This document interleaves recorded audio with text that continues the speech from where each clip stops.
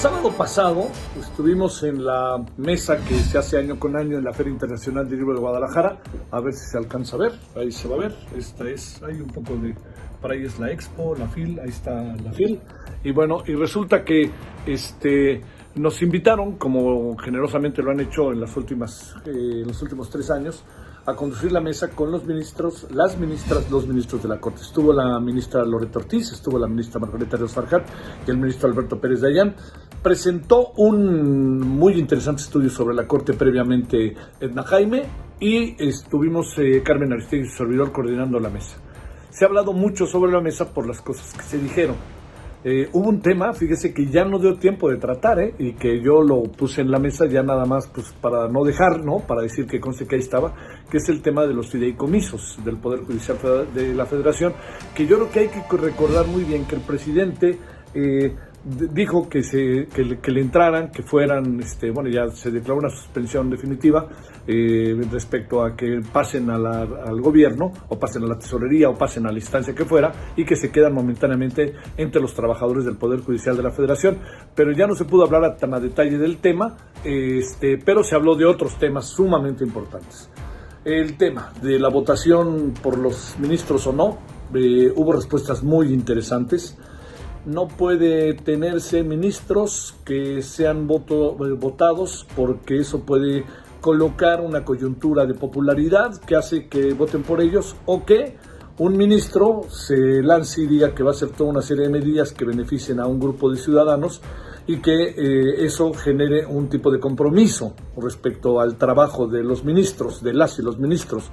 Se ha dicho de otra manera, la votación no le gusta al presidente, pero la votación directa no puede fácilmente establecerse. Tiene que buscarse un mecanismo de elección y selección.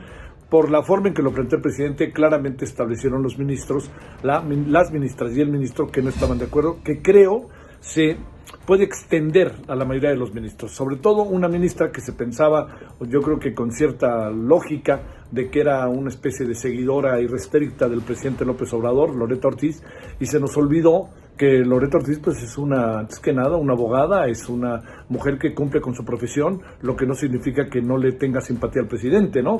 La clave del asunto está en cuando están en esos cargos, si lo que uno es trabajar por otros o trabajar para lo que uno está encargado, que eso es una de las cosas, ¿no?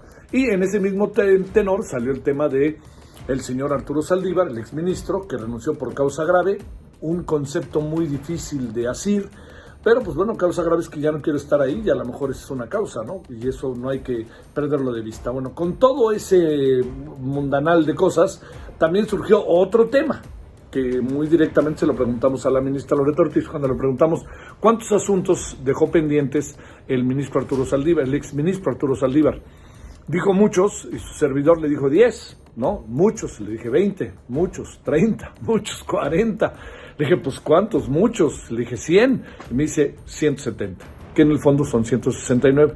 El ministro respondió al día siguiente que no era tan cierto y la ministra colocó pues lo que es la oficialía encargada de seguir todos los casos que sigue la Corte para, con base en ello, basarse y decirle son 169.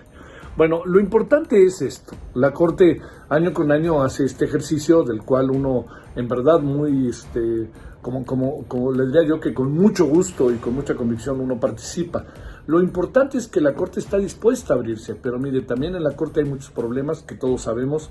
Hay discrecionalidad, de repente no fluye la comunicación tan fácilmente. Edna Jaime decía, nosotros hemos solicitado información y no nos la han dado, y el tema, pues se ha de imaginar que esto coloca a la Corte en una coyuntura siempre de constante revisión. Pero como sea, la Corte da la cara. Y yo creo que ahí está TV Judicial, que es el canal de la Corte, que puede servir muchísimo para conocer qué cotidianamente se discute y se hace en la Corte, junto con una programación que tiene que ver con estos temas judiciales. Es difícil para la Corte, cierro, comunicar muchos casos porque están marcados por tecnicismos o por cuestiones legales que no son tan fáciles de aprender y de conocer y de determinar a la primera.